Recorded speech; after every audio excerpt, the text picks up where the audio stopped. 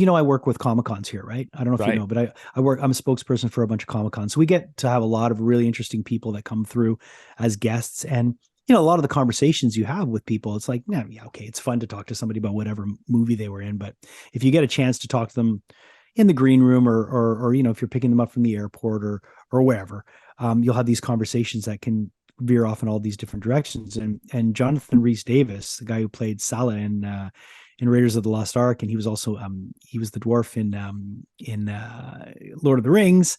I forget. I think it's Gimli. I'm not sure. My wife will kill me right now. I should Sounds know. right. Yeah, but we had this conversation about drugs and about how he thinks that kids shouldn't be using anything until they're in their mid-20s because the brain's not developed, and that's something that is so not talked about enough. And when he had this conversation, my mom ended up coming on the Friday night. She always loves coming to the con on the weekend, but Friday before it gets too crazy. And her and Jonathan Rhys Davis had this conversation. I was privy to it, and it was cool because my mom's a therapist. So the two of them talking about that was so interesting. But my takeaway from that was like I had to instill that into my kids and let them know, like, hey, like guys, stay away from stuff until you're a certain age. Like try not to experiment. And so far so good, but it's scary because you're right. I've seen that happen.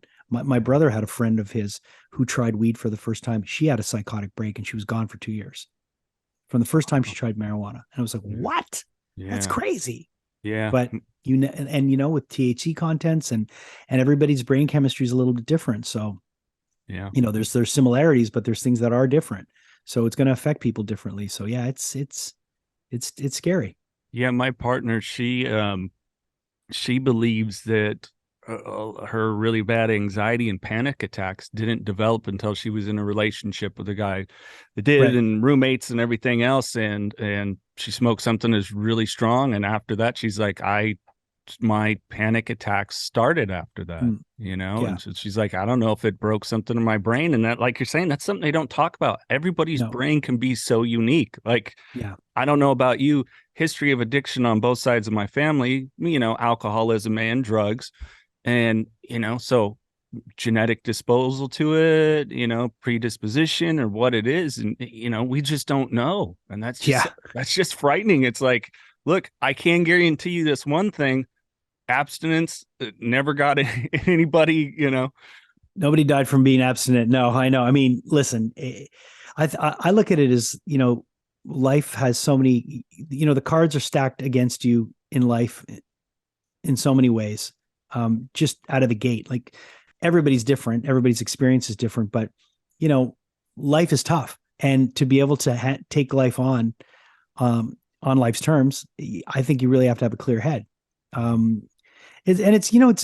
all get influenced by different things. And I remember early in recovery, a guy like Henry Rollins really, really influenced me because, he was very loud and aggressive about it, but he would say things like, hey, life's going to try to beat me down and I got to have my armor on and I've got to be ready. And I don't want to be going through life in a fog. Like I got to be ready to have this fight every day. And maybe it was my age, being 21, but it really resonated with me. And I thought, yeah, this fight, and it's true. Like it, and I do believe that, there's a lot of struggles in life. And if you can take them on head on with a clear head, you're in a much better position to come out.